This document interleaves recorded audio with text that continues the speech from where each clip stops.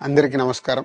మన ఈ మధ్య నిజామాబాద్లో మేము సంక్రాంతికి వస్తున్నాం ఈవెంట్ చేయడం జరిగింది. అది నిజామాబాద్ పట్టణంలో ఫస్ట్ టైం. ఇంతకుముందు ఎప్పుడు మన దగ్గర సినిమా ఈవెంట్స్ పెద్దగా జరగవు. అప్పుడు ఒకసారి ఫిదా సక్సెస్ మీట్ ఒకటిసారి పెట్టాము. మళ్ళీ సంక్రాంతికి వస్తున్నాం చేసాం. అంటే ఆ నిజామాబాద్తో నాకున్న అనుబంధం అలాంటిది. నిజామాబాద్ జిల్లా వాసిగా అక్కడ ఈ సినిమా ఈవెంట్ చేయాలని చేయడం జరిగింది.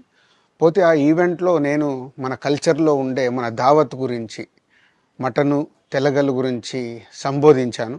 నేను ఆ మాటలలో తెలంగాణ వాళ్ళని నేను అవమానించానని, తెలంగాణ మీద హేళన చేశానని కొంతమంది మిత్రులు కామెంట్స్ చేసి సోషల్ మీడియాలో పెట్టారని తెలిసింది. నా ఉద్దేశం అదే స్పీచ్లో లాస్ట్లో చెప్పడం జరిగింది.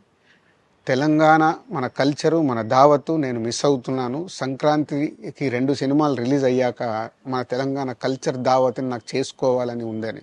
సో మన కల్చర్ని అభిమానిస్తాను నేను. అదే అర్థం చేసుకోకుండా దాన్ని కొందరు సోషల్ మీడియాలో రాద్ధాంతం చేస్తున్నారని తెలిసింది. నిజంగా మీరందరూ ఆ మాట వల్ల ఏదైనా హర్ట్ అయి ఉంటే నన్ను క్షమించండి. ఎందుకంటే నా ఉద్దేశం అది కాదు. ఎందుకు చెప్తున్నానంటే, నేను నిజామాబాద్ జిల్లా బాన్సువాడలో ఫిదా అనే సినిమా షూటింగ్ చేసి ప్రపంచవ్యాప్తంగా ఆ ఫిదా సినిమా ఎంత అప్లాజ్ వచ్చింది, భానుమతి క్యారెక్టర్కి, మన తెలంగాణలో ఉండే కల్చర్కి ఆ సినిమా ఎంత ఒక ఫ్యామిలీ ఎమోషన్స్కి ఎంత విలువ ఇస్తామనేది చెప్పడం జరిగింది ఆ సినిమాలో. అది ప్రపంచవ్యాప్తంగా ఫిదా సినిమా ఎంత పెద్ద హిట్ అయిందో మీ అందరికీ తెలుసు. అలాగే బలగం అనే సినిమా తీసినప్పుడు తెలంగాణ సమాజం మొత్తం మమ్మల్ని అభినందించింది. తెలంగాణ ప్రజలందరూ ఆ సినిమాను ఆదరించి ఇది మా సినిమా అని గుండెలకు హత్తుకున్నారు. అన్ని రాజకీయ పార్టీలు ఆ సినిమాని అప్రిషియేట్ చేస్తూ మమ్మల్ని ప్రతి ఒక్క స్టేజ్ దగ్గర తీసుకెళ్ళి అభినందించారు, అన్ని రాజకీయ పార్టీలు. సో ఒక తెలంగాణ వాసిగా ఒక తెలంగాణని అభిమానించే నేను తెలంగాణని హేళన చేస్తానని ఎలా అనుకున్నారో నాకు తెలియదు.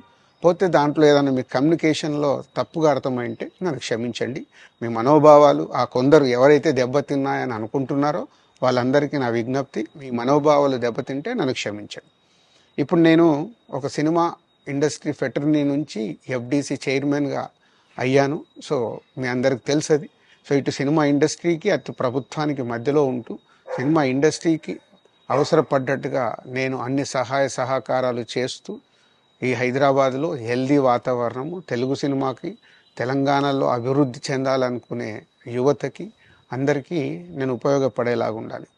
అలాగే పవన్ కళ్యాణ్ గారు కూడా చెప్పారు, యూత్ చాలా ఉన్నారు, వాళ్ళందరికీ కూడా సినిమా ఇండస్ట్రీలో ఇష్టం ఉన్న వాళ్ళని అప్గ్రేడ్ చేసి చేయాలని. ఆ ప్రభుత్వంతో కూడా అక్కడ సినిమాలో కావాల్సిన అందరినీ డెవలప్ చేస్తూ వాళ్ళందరూ మళ్ళీ తెలుగు సినిమాకే, తెలంగాణలో నేర్చుకున్న, ఆంధ్రాలో నేర్చుకున్న వాళ్ళందరూ తెలుగు సినిమాకే ఉపయోగపడతారు.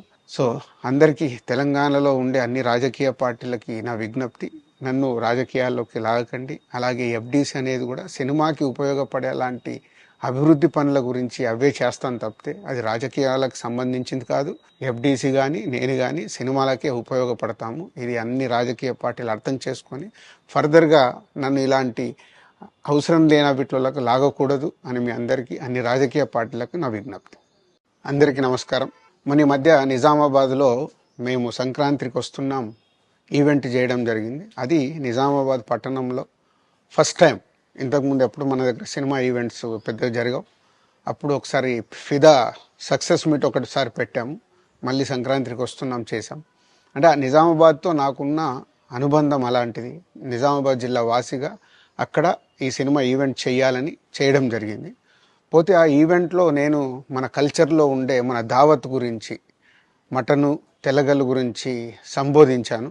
నేను ఆ మాటలలో తెలంగాణ వాళ్ళని నేను అవమానించానని, తెలంగాణ మీద హేళన చేశానని కొంతమంది మిత్రులు కామెంట్స్ చేసి సోషల్ మీడియాలో పెట్టారని తెలిసింది.